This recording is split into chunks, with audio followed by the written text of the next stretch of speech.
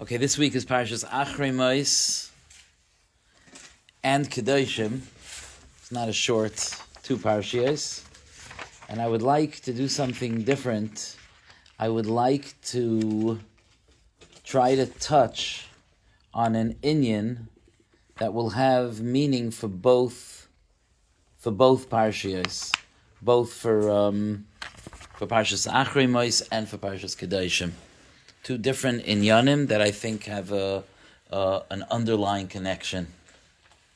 So in Parshas Achrei Mos, there's a fascinating halacha which was relevant when the Yidden were in the Midbar by Rabbi, where HaKadosh Baruch Hu tells Moshe to share with Aaron and his children and the whole Klal Yisrael the following very important statement. You know it's an important statement when it starts with Zeh hadavar asher tziva Hashem. And it says the following halacha, Perek Yud Zayin Pasuk Gimel. It says that any Jew, ish mi beis Yisrael, that will shecht an animal in the machane, in the camp, instead of bringing it as a korban in the Mishkan, or outside the camp, and he doesn't bring it to the doorway of the Ohel Moed to bring a korban to Hashem in front of the Mishkan of Hashem, listen to these strong words. Dam yechoshev lo ish hahu. It will be considered blood for that man. Dam shafach. He spilled blood. That is a very strong statement. That if a person wants to eat meat, and instead of bringing a korban and using the parts of the korban that are eaten by the bailim, and instead he just shechts the animal, a kosher shchita, but he shechts the animal at home instead of bringing it to the Beis HaMikdash, it's as if he killed someone. Such an interesting comparison. What is the idea here? Now, once they went into Eretz Yisrael, this halacha changed and became, because of simply what the pasuk says in Parshas Re'eh is that because of the size of Eretz Yisrael, it was not practical that every time you need to eat dinner, you have to go bring a korban at the Beis HaMikdash. So the halacha changed, and of course it really is much deeper than that, as we've discussed in the past. But for today, I want to focus, today's Parshas Achrei Mos, not Parshas Re'eh. What does it mean that it's as if he spilled blood? Rashi says, Kishoifech dam ha'adam.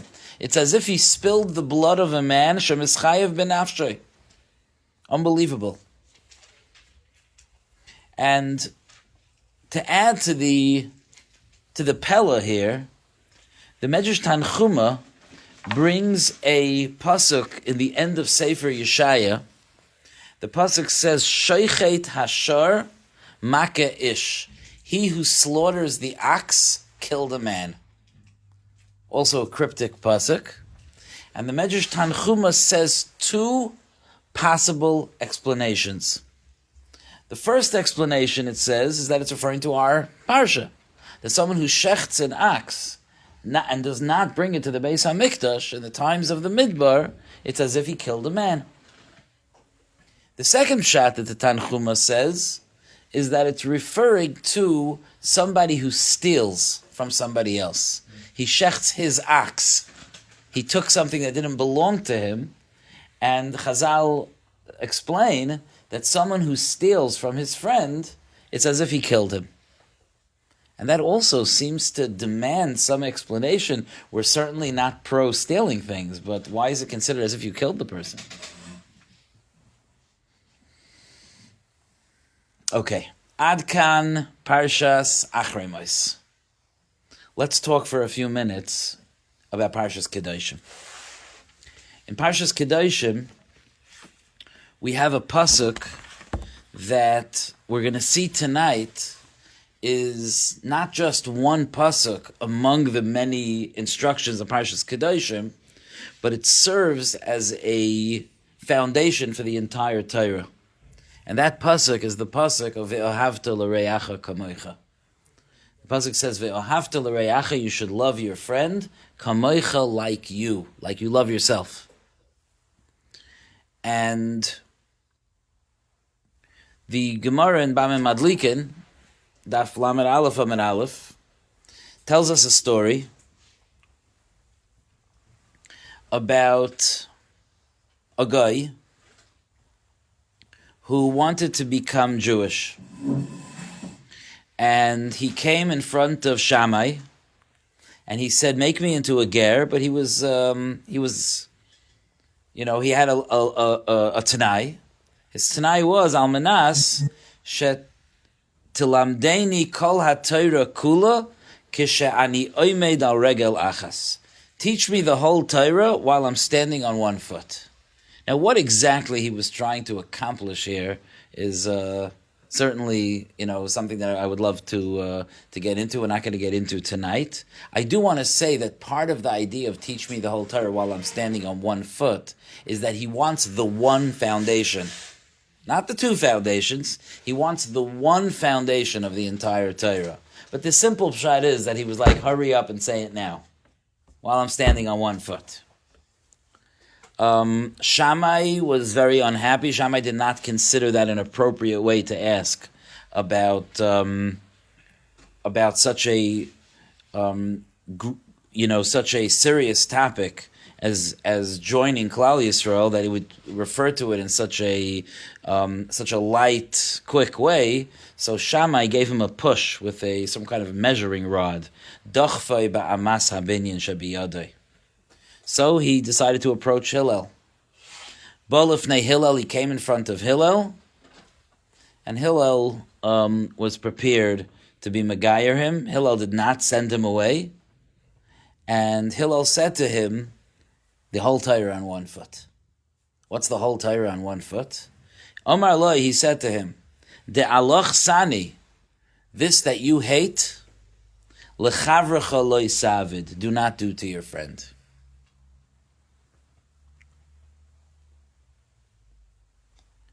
Zuhi kol ha-Torah kula. That is the entire Torah. Ve'idach perushahu. The rest of the Torah is the explanation of that. Zil Gemara, go learn it. And this Gemara has intrigued Klal Yisrael since it was taught, because while, again, nobody would argue with the importance of a person treating his friend in a manner that he would want to be treated, it's certainly an important thing, but how eating matzah on the night of Pesach is an explanation to that. How shaking a lulav on Sukkot is an explanation to that. How putting on tefillin when you daven shachris in the morning is an explanation to that. Is very mysterious. What does that have to do with the entire world of Torah that's bein Adam la'makom, that's between man and HaKadosh Baruch Hu? And this is a big, big, big question. And Rashi addresses the question. And Rashi addresses the question by bringing a pasuk in Mishlei. The pasuk in Mishlei says the following, and this is a very, very, very inspiring Rashi, but you can only be inspired by something if you have some connection and understanding of it. Just random inspiring phrases. I know it's become popular today to throw random inspiring phrases, but that's not true inspiration. Rashi says in Mishlei, Perek Chav Zayin, it says the following pasuk. It says, Re'acha, your friend, V're'a ovicha, and your father's friend, Al ta'aziv, do not abandon. Says Rashi, and this comes from Chazal, among other places, it's a medrash in Parshas Yisrei. Says Rashi, Zeh HaKadosh Baruch Hu. You know who's your friend and your father's friend? HaKadosh Baruch Hu. HaKadosh Baruch Hu is your best friend. And when HaKadosh Baruch Hu tells you to do something, listen to him as you would want to be listened to. Ve'ahavta l'reacha kamoicha. Love your friend like yourself. And just like you would want to be listened to, listen to HaKadosh Baruch Hu. That's what Rashi goes on to say. Al ta'avar al devarav. Don't violate his words. Shaharei olecha sanui sheyavar chaverecha al devarecha. Because you wouldn't like if your friend didn't listen to what you said. That is the Rashi. That's the pshat. That's the pshat, Rashi says. So, this really needs something more. To say, just like take a step back here, to say that when the Torah says to love your friend like yourself, it includes the entire Torah, because Hashem is also your friend. And that's what Rashi says. It still like begs the question, like, is that what the pasuk is saying? Is that the message? And why am I calling Hashem my friend here? What is this adding to my understanding of my relationship with Hashem? It's not like before I found out Hashem was my best friend, I thought I didn't have to listen to him. What's going on here? What's the meaning of this? Also, I know I so far just asked a lot of questions. Bear with me. Also,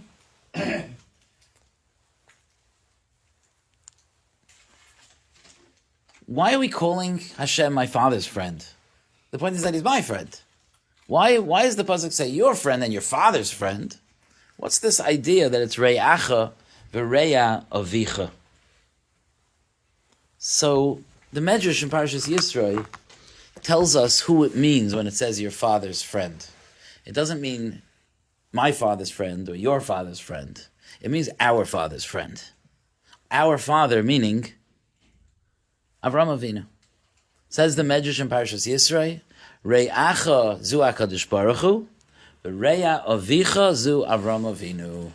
Your friend and your father's friend, the father that it's referring to, and it says your father's friend, that is Avraham Avinu. Now, if we understand a little bit about the role that Avraham Avinu played in the world, we can begin to start having the key to understanding what the point is here. Avraham Avinu was the first man to, on his own, from his very wise analysis of the world around him, to discover HaKadosh Baruch Hu. Hikir es Bayrei, he discovered Hashem.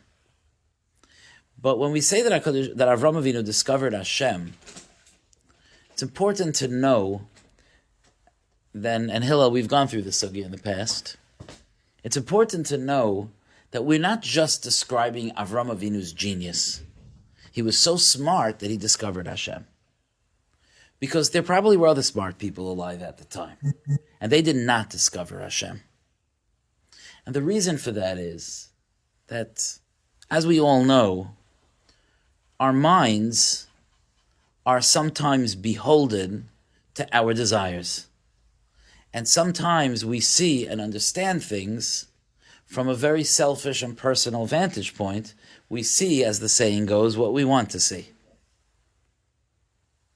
We have a confirmation bias, like they say. The general attitude towards gods in those days, and there were multiple gods, and this went through generations, but the general attitude was that I want to be happy and successful and have children, and I want my cows to not die, and I want my crops to grow, and I don't want dangerous storms to come and blow my house down. So therefore, I better make friends with the gods. And I will serve those gods and I will worship those gods whose help I need to be safe and successful. And that is an attitude of Avodah Zarah, an attitude of worship. Avraham Avinu discovered a Hashem that the relationship with Hashem was not in order to make me happy or successful. Now, it may be true that a good relationship with Hashem makes me happy and successful. That may be true, but that's not the point or the purpose. And this is because of the unbelievable generosity of spirit of Avraham Avinu, that he was prepared to discover a God whose worship is a all-encompassing life's mission. A person has to be ready to make that discovery. Chazal tell us, as we learned, as Reb Volba taught us when we learned the mitzvahs hashkules, Chazal tell us that in the Masechta Avodah Zarah of Avraham Avinu, there were 400 prakim. Our Masechta Avodah Zarah has 5 prakim, so there were an extra 395 prakim. Masechta Avodah Zarah is a Masechta that tells you how to serve Hashem and only Hashem. Right? And in Avram Avinu's Masechta Avodah Zarah, it was so expanded that it wasn't just about other gods, in quotes, but it was about other values, or other priorities, or even the desire to be rich and famous. It could also be a god.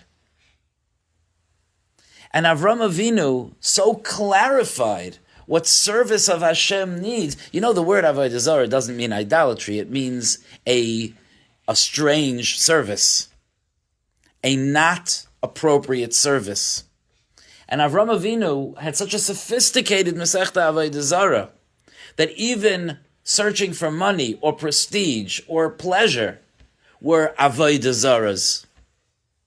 Avram Avinu had such a generosity of spirit that he was able to discover a Hashem to whom to give his entire existence to make himself an absolute servant of Hashem, that there wasn't a cell in his body that wasn't prepared and ready to devote it himself completely to the service of Hashem. That's not just intelligence, that's a generosity of spirit. And I'm using that term, generosity of spirit, because of a Rashi and Masechta Chagiga, Daf Gimel Amud Aleph, that Rabbi Avram Krohn pointed out to me many years ago when we were talking about this sugya, that when Rashi describes that Avram Avinu is called a nadiv, he's called a generous person, because Avram Avinu was known for his kindness, for his chesed, for his midah of chesed, chesed la'Avram. So if I was to translate why Avram Avinu was generous, I would say because he fed the malachim. I would talk about all the acts of kindness of Avram Avinu. But Rashi does not say that. You remember the Rashi, Hillel? Rashi says, Al Shem, you know why he's called generous? Shenodvay libay. Because his heart was generous, lahakir bayroi, to recognize his creator. What a deep Rashi. Rashi is saying that to have the clarity to recognize that I am in the service of a Hashem, and that is an all-encompassing responsibility. And that by the time I fully absorbed my job in this world, I realize that there's no part of my life that's outside of that. That every aspect of my life is included in that service of Hashem, to be able to give oneself over in such a selfless way is not just a matter of wisdom, it's a matter of generosity. It's a pella, right? And it's a selflessness. It's not leaving over any self. It's not allowing for what about me? And I have to be happy. We'll talk more about that later. And therefore, and this is something that's unbelievable, and therefore it's not a shock to us that Avram Avinu is also the Av of Chesed. The Av of Chesed doesn't just mean, and Naftali, this is something that's very important, because we like, in today's day and age, to make everything sound pretty and nice. So Avram Avinu is the man of Chesed because he was a super nice guy. And that's a bizayon to Avram Avinu. Certainly he was a nice person. There are many thousands of nice people. The fact that he was the Av of Chesed means that his entire identity was for others, not for me. I'm here to serve. I am selfless. I'm here to provide and to serve and to contribute. That's my entire being. So if he was nadvai libay, if he had the generosity of spirit to discover a Hashem whose avodah is all encompassing, that means that he has the generosity of spirit to be able to make selflessness and giving to others a part of his identity. It's the same thing. It comes together.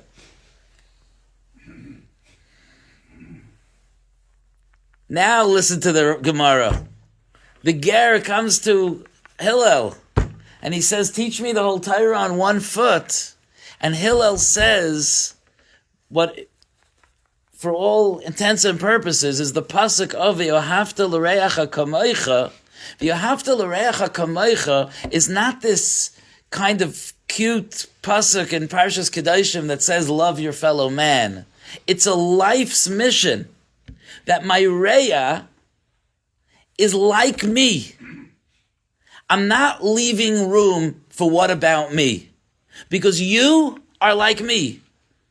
Because I am here to do the right thing and to be selfless, and in the same way as I'm responsible for myself, I'm responsible for you. There's no what about me, I come first, I'm more important. It's kamoicha. Not only that, you know what I discovered? I'm so excited about this because I suggested this. Hillel, you might even remember, I suggested this years ago, and tonight I discovered that there's a letter from Rav Hutner that is a transcript of something, I think it was a speech that he gave in memory of Reb Chaim Shmulevitz when he was nifter. And he says that when it says Re'acha v'reya avicha, your friend and your father's friend, the word reya, which means friend, you know, I always had this kasha. The word reya means friend, right? And the word ra, spelled exactly the same way, means evil. How do you explain that? It's a problem, no? That's a problem. And I discovered, because of that question, a very deep insight. And that is that the word ra, the word evil, comes from the word teroyim, or a trua on Rosh Hashanah. We blow a trua. A trua is a broken up sound. Because evil comes when things are pulled apart, are broken. That's what evil is. When everything is shalem and whole, that's good. And when things are torn apart, that's ra. So ra comes from a lashon of a trua. Teroyim b'shevet barzil in the beginning of Sefer Tehillim. To shatter something. And you know what a friend is? A friend, you know what you are to me? You're a part of me. You're a reya. You're a shard of me. I'm a shard and you're a shard, and together we form a keli. A reya and ra, the reason why they're the same word is because ra means a piece, because a piece alone is bad. But a friend means a piece of me. Re'acha v'reya avicha al tazev. Don't abandon a piece of yourself and the piece of your father. What's part of you. And isn't that Avram Avinu? Avram Avinu is the one who taught us that HaKadosh Baruch Hu is a part of me. And my friends are a part of me. And my family is a part of me. There's no me separate from you. And there's no me separate from Hashem. I'm as responsible to you as I am to me, kamoicha, like you. In fact, even my responsibility to me, Rav Wolbe points out that even my responsibility to me, the real tzaddik, even when he takes care of his own body, when the tzaddik takes care of his own body, he doesn't take care of his own body because, hey, listen, I got to leave some room for me. He takes care of his body because HaKadosh Baruch Hu gave this body to me, and it's my responsibility to take care of it. Chazal use a pasuk, an unbelievable pasuk, goymel nafshay, ish chesed. When you give to yourself, you're doing chesed, because there's no me out of selfishness. I take care of me because that's my responsibility, and I take care of you because that's my responsibility. V'yohavta l'reacha kamoicha. Even the kamoicha is a chesed. Goymel nafshay, ish chesed. It's not like, okay, listen, I got to draw a line, I got to take care of me. Yeah, of course I have to take care of me because that's part of my service. Because if there's no me, I can't do anything. So part of my service to Hashem is also taking care of me. It's not like, hey, listen, we got to draw the line somewhere. No, it's all encompassing. Even taking care of me is my service to Hashem. Goymel nafshay ish chassid. Is that not incredible? Do you understand that means that when that ger stood in front of Hillel, Hillel gave him a mission in life. A mission in life that you want to know, and I'm standing on one foot, what Judaism is. You want to know what the whole Torah is? The whole Torah here is, I am here to serve. If it's not good for me, it's not good for you. Because I am here to serve. You want to know Judaism in one word? unselfish.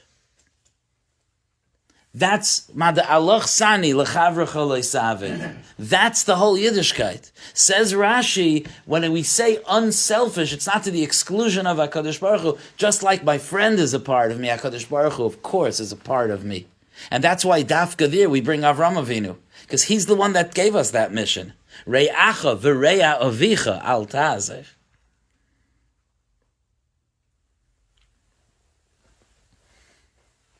Now this body that HaKadosh Baruch Hu gave us, He gave it to us, so we should, it's not, we don't look at it that I have a neshama, that's Hashem's department, and I have a body, that's my department, excuse me HaKadosh Baruch Hu, but this part is mine. No, we don't look at it that way. HaKadosh Baruch Hu infused our body with a neshama, and our job is to bring both the neshama and the body into the world of serving Hashem. So when I want to eat meat in the midbar, I want to show that I'm not here to eat meat separate from my responsibilities to HaKadosh Baruch Hu. I'm here to eat meat with an understanding that that too, Gaimel Nafsha Yish Chesed, that too is part of my responsibility. Even the part of me that's taking care of me is part of serving you. And therefore the pasuk says, don't just bring a selfish carbon by your tent. Bring the carbon to the Mishkan. Serve the carbon by the Mishkan and show that even the physical part of you is part of your spirituality. And if you don't do that, you're denying, you're uprooting the connection between the neshama and the body. You're separating the body. No, isn't that true? You're separating the body from the neshama. What do we call someone who separates a body from a neshama? We call that person a murderer. Because life is when the neshama and the guf are fused together. So that's why the pasuk says, Dam shafach, you spilled blood. Blood is the place where the nefesh is, right? That's a pasuk, right? Ki hadam hu hanefesh. Blood, that represents the chiyas, the life spirit in a person. And when a person takes his body and moves it away from HaKadosh Baruch Hu, away from his ruchnius, he has separated his life spirit from his body. But if a person includes even his physical body in serving HaKadosh Baruch Hu, so then he has bound together his neshama and his guf, and that's a living person. And that's why it says, what's the lashon? Shor shachat? Shoichet hashor makeh ifsh.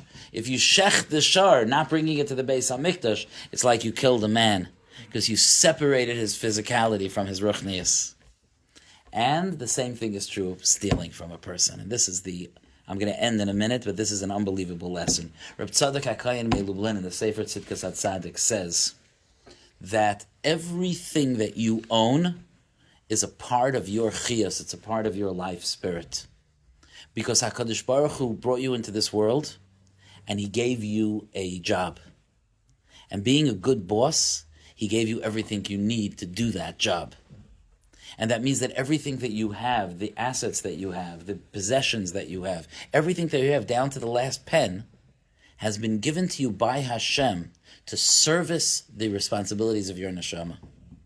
And therefore, if somebody would steal that from you, they're taking some of your life away.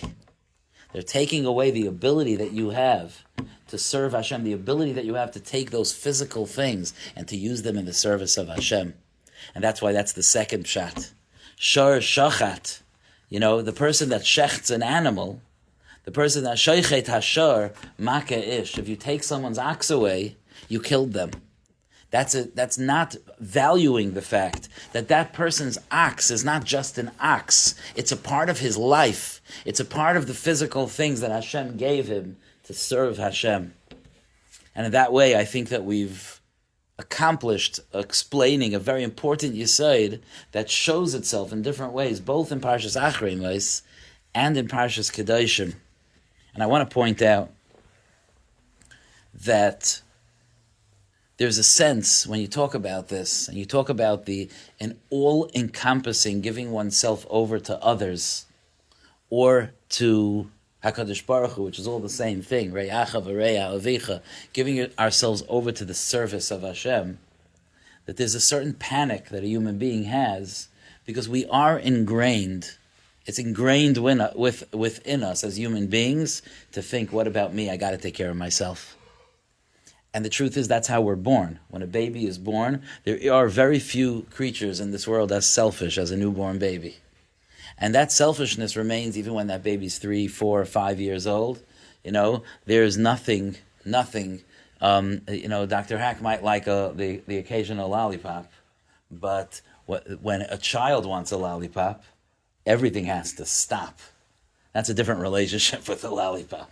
Everything, what? How do you know? I'm hoping so. But it's part of the Avodas Hashem, But anyway, it's when a child wants something, nothing else matters, right? True? Nothing else matters than what that child wants. There's nothing else more important. It's absolute selfishness. And you know something? We love it because that's exactly age appropriate for that child. That's exactly where he should be. He should be wanting to be happy, and we should be trying to make him happy. But as a child develops and becomes a teenager and becomes older, we have a mission in our chinuch, which is to teach that child that he's not the center of the universe, and to teach him that there are others, and to be sensitive to the needs of others and the sensitivities of others, and then ultimately to become sensitive to a broader, all-encompassing mission in life. That in life we have a mission, and to be able to appreciate that. Okay, and for that, I want to mention a very important thing. Because HaKadosh Baruch Hu created us to serve, conventional wisdom is the more I serve, the less happy I'll be, and the more I focus on my own happiness, the more happy I'll be. But life has shown, look around the world, life has shown that that's not the case. The more a person empties themselves out for others and for Hashem, the more full they are. And the more a person just focuses on filling himself, the more empty he is. Because that's a broken keli. A person that says, what about me, what about me, what about me? And it's all about making myself happy. Find those people, and I promise you will find that they are not happy. Because a person whose focus in life is filling the black hole that's me, it's never filled. But a person, instead of focusing on me, puts himself aside like Avraham Avinu did, and makes his values and the value of service, and the value of giving, and the value of being an Eved Hashem, the most important value. And he doesn't ask himself, what about me? He asks himself, what can I give? There's nobody fuller and happier than that person. Mada aloch sani l'chavrecha lo yisavid. Yashikayach.